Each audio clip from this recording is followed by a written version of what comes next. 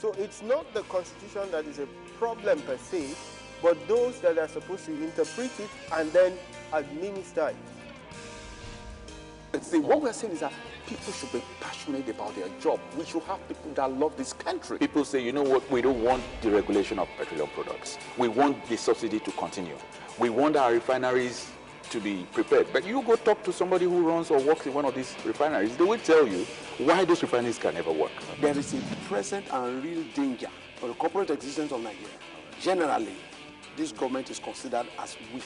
It should not be so. If we remain like that, then we will remain in socio-economic and political thraldom. So when you talk about passion, the people ruling us, they are not passionate. Well, let's take the House of Rep is not passionate. The senators are not passionate. That's why they are discussing without doing anything. Which sacrifice are they going to offer? In Nigeria, governance is not about servanthood. Governance in Nigeria is about what can I get.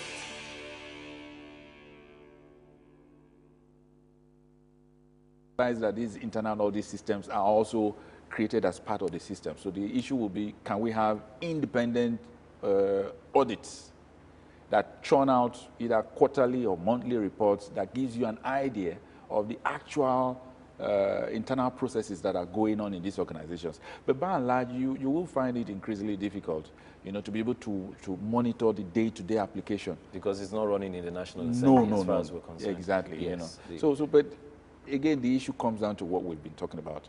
If you agree on the broader principles, it becomes easier to define the smaller issues. What type of central bank do we want for Nigeria? If you cannot answer those questions against the background of the kind of economy that we have, the kind of Nigerians that exist, the kind of businesses they are involved in, where we want the economy to be going, it is these factors that influence what you ultimately end up with. And then, of course, you build into that system the ability to have progressive, adjustments to tinker with the law as time goes on to ensure that we have a central bank that is relevant to our progressive needs. But in certain situations, because a lot of changes are driven by people's personal agendas. For instance, Chukwuma Soludo was the CBN governor, and he had his own perception of what he wanted to achieve. And because he had very good relations with Ngozi Okonjo-Iweala, and he had very good relations with Obasanjo, he was able by and large to pull through a central bank act that basically allowed him to do what he wanted to do. But at that time, nobody really sat down to say, this CBN act that Soludo wants the National Assembly to pass, how does it help us? How does it address some of our changes? And that is why some few years down the line, you suddenly realize that some people are beginning to ask questions. But what we don't want to do is to go to the other extreme. We want to find the right balance. And so opportunities such as this, even if the National Assembly is angry that they've been treated disrespectfully by Soludo, we have to look beyond, because we are doing this in the overall interest of the country. And then we're not saying this is the right time to ask. It's not that you just do it in 2-3 days or 2-3 months and Soludo goes there. Soludo goes there and you get all the former central bank governors to line up there and everybody say, oh, don't take away the autonomy, don't take away the... And then you keep the autonomy because of the overwhelming outcry by these people.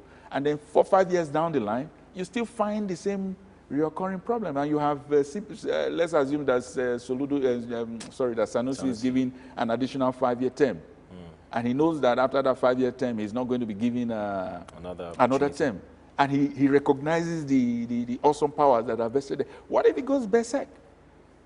What if he decides to do things, the way he likes? How are you going to hold him to account? So we have a golden opportunity. Yes, it is fueled by the narrow considerations of the National Assembly, but why don't we use this as an opportunity? So do you think we should look at the person or the act? What do you think? Because recently, he has been donating some money. He donated 100 million naira to the bomb victims, and a lot of people have reacted to that. So do you think... Sometimes the excesses of the present incumbent helps you to know whether you need to do more. If Lamido Sanusi begins to go overboard, and he has the legal justification to go overboard, then of course it would be a bit crazy or stupid of us to say, you know what, because the law says he has autonomy, we should sit by and watch him do it. We must not shy away from the fact that we need to ask hard questions. It goes beyond Sanusi. Whatever his personality is, however he conducts himself, whatever he's doing at any material time should be in the interest of populace, the Nigerian society. And if we recognize that he's acting outside of the interests of the Nigerian populace, and the law enables him to do that, then we have to look at the law. Not the person. Don't you think we should change the person because he's not making use of the law properly? Well, again, the act of removing the CBN governor as a central bank governor is not a tea party. But the fact is, what we are saying here is we know that he's acting within the law. Yes. And yet we recognize that what is in the law is not in the interest of the wider society. So we don't look at the individual, we look at the law. So next time he's going to misbehave, we say, you know what? I've checked. The law does not allow you to do this. Okay, Governor, in reaction, CBN Governor Lamido Sanusi told the Senate Joint Committee on Banking, Insurance, and Other Financial Institutions and Judiciary and Legal Matters during a public hearing that withdrawing the autonomy of the Apex Bank would affect investors' confidence, would encourage political interferences. Considering his expertise, his experience, and financial clout, what do you think? Do you share his view on this part? When you say international clout, the man was a risk manager some few years back. You know, if we were in a society where we looked at the overall capacity of the person to actually execute the functions of that office, aside from his educational qualifications, there are certain temperamental issues regarding him that would obviously have disqualified him from handling that. But he still has the experience, right? He still has the experience, and he's we've had a historian at one time as central bank governor. So to that extent, I would say anybody can have the experience to be CBN governor. But his views aside, foreign direct investment inflow aside, the issue is how is that autonomy beneficial to the Nigerian public? The problem I have, most people sometimes, when I have discussions with them, they tell me that, my views are sometimes unorthodox. But the issue is because I try to look at the broader principles. I mean, there's this guy in America who is one of the longest serving mayors, Herman Moore. And the people in his small community in Texas have seen no reason why they should yet remove him as the mayor of this Texan town. And what is his basic principle of operation? For every dollar that the community earns, he says, I will apply this dollar to the utmost good of the utmost majority of the people in my community. That's a principle. So once you have a principle, it becomes easier for you to know what you're doing. In my perception, the Nigerian people should be the paramount consideration. And so if we say the CBN is going to have autonomy, the question I ask is, how does that, improve the lot of the Nigerian people? And if you cannot answer that to me, and you are talking about, you can have foreign direct investment that is flowing in that has nothing to do with Nigerian people. For instance, a few years back, a lot of foreign direct investment flowed into the stock exchange. And when the stock exchange was going to crash, what did they do?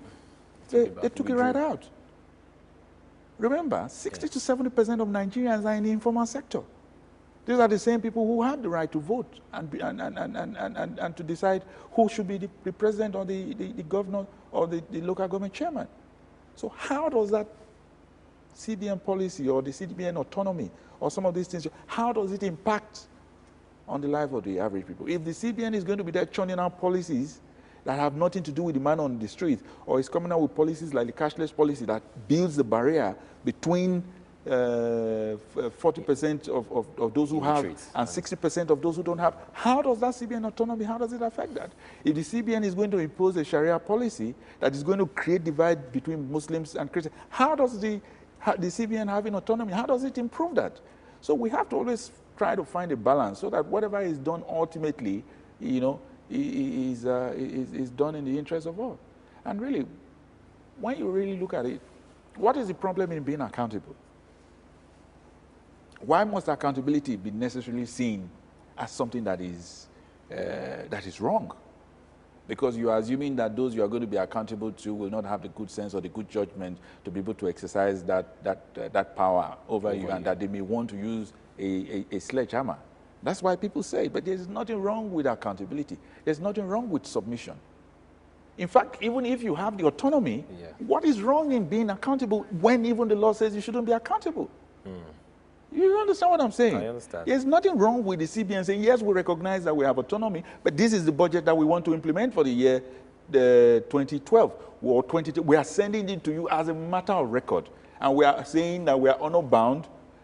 We know we don't need your approval, but we will still send it to you anyway, so you will know that we are not doing anything in hiding. Why would he want to wake up one day and decide he wants to put 300 or 400 billion into one sector of the economy, and he feels he does not have to tell anybody? But then he has the backing of the board. That's what I think. That's what I'm saying. Yes. It is because the issue about accountability is being looked at in very negative terms. The person who has true power is somebody who is able to yield to others, even if he recognizes that he does not need to yield. Because remember, the CBN is a public institution. We don't want a CBN that is all on his own, because it has its autonomy. It can do what it likes, when it wants, and however it wants. We want a CBN that recognizes, even if it has those powers, it still sees the need to sit down with the Minister of Finance to say, you know what, we want to introduce a cashless policy. How is that cashless policy going to impact on the wider society? But look at the cashless policy. You impose a fine of X amount of naira for anybody bringing in cash above a certain threshold. But there are some other societies where it's an incentive, where you actually get rewarded, you understand, for doing the right thing. And so a lot more people were pulled into the system because they realized that the service, because we recognize that the cashless policy is a good policy. We recognize that if we all go around with ATM cards and we use electronic cash, it means that we can eventually pull in a lot of the funds outside the banking system. We want to bring it into the system. So there's greater accountability. From the volume of monies being traded by the banks, you know the entire amount that is, you know, domiciled in the economy at any material time. Why does it have to be punitive? But I still believe that with all the dust being raised, especially in this present time where we have bomb attacks all over, we have gunmen attacks, we have the recent air crash, the aviation sector is shaking. Don't you think reviewing this act right now is still going to discourage investors from coming in? Because I believe that investors are, for example, Naira very soon will be announced as 170 from reports and rumors that we are getting. And that's going to be huge because there's a discouragement on the state of the nation right now. So don't you think the CBN should be left, the CBN issue should be left alone for now? And especially when even the National Assembly, who is supposed to review this act, has a lot of bribery allegations left, right, center. If the autonomy of the CBN is going to be left for now, it is not going to be because of the other issues or the other challenges we're experiencing. I mean, there are certain places you won't want to be in right now. Afghanistan. All right? But investments are still flowing into Afghanistan.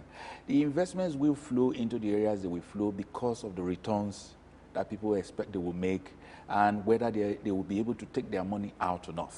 Shareholders last week, which actually started these whole issues with First Bank of Nigeria, they had their performing loans taken out of them and sold to the CBN, even at a 10% loss to the shareholders, and they were not given any reason whatsoever for that. That's still on the CBN side, and the shareholders are frowning at that. So are you saying that it's part of the fact that they have, you know, all the clout and all the, you know, the powers to just make any decision whatsoever on the masses? So are you still saying that they need... I think there's been a lot of arbitrariness in how the autonomy has been enforced so far, and that has rankled a lot of people. I mean,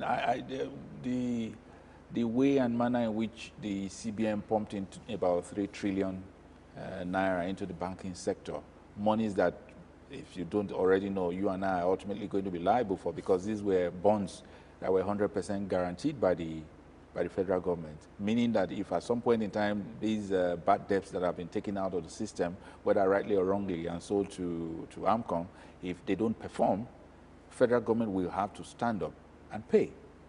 The way and manner that whole system was operated is also because the CBN says, you know, we have the autonomy. Now, I concede that because of the way the CBN Act is enacted now, the central bank governor was able to go into the banking sector to carry out a lot of intervention. But the issue is, where do we draw the line? Assuming these loans were loans amounting to about 10 trillion naira, are we saying that the central bank has the right to commit government to the tune of 10 trillion naira simply because it has the autonomy? And then at the end of the day, you and I, ordinary taxpayers, are the ones who are going to be held accountable for such liability. We need to sit down and find out what is going to serve our interest. And unfortunately, we are not doing that now. And no matter how frequent the review is, the act is reviewed, it doesn't matter as far as it's adjustable to fix the state of the nation and its economy. That's what you're saying. The problem with the Nigerian system is that the inputs we get that you know, forms the basis on which we take certain issues are not totally defined. For instance, you don't even know how many Nigerians you are. All right? You don't know. Yes. So many indices that, you know, shape the decisions that we take are not there. So as long as we have an imperfect system that is feeding us information, I would expect that once we come across more accurate information, we should be prepared to go back to the existing system and tinker with it until we get it right. Until we get it and right. We're in the early stages of our democracy. We still have a long way to many go, years right? to go. Yes. All right. Thank you so much, Mr. Kingsley Omose. You're welcome. We've actually been better off with all the information. And the truth is this agenda is not limited to this studio, to this platform, to this time of 1 hour. You can actually reach us in our email with agenda@loverplusnews.net. So we can get your own part of your contributions, your comments, your reactions to these issues that will be coming up from the agenda. Next week, we'll be looking at another very interesting topic on the agenda. So stay tuned. Don't go away, because we'll be with you same time, this station next week. Thanks for being with us. Bye-bye.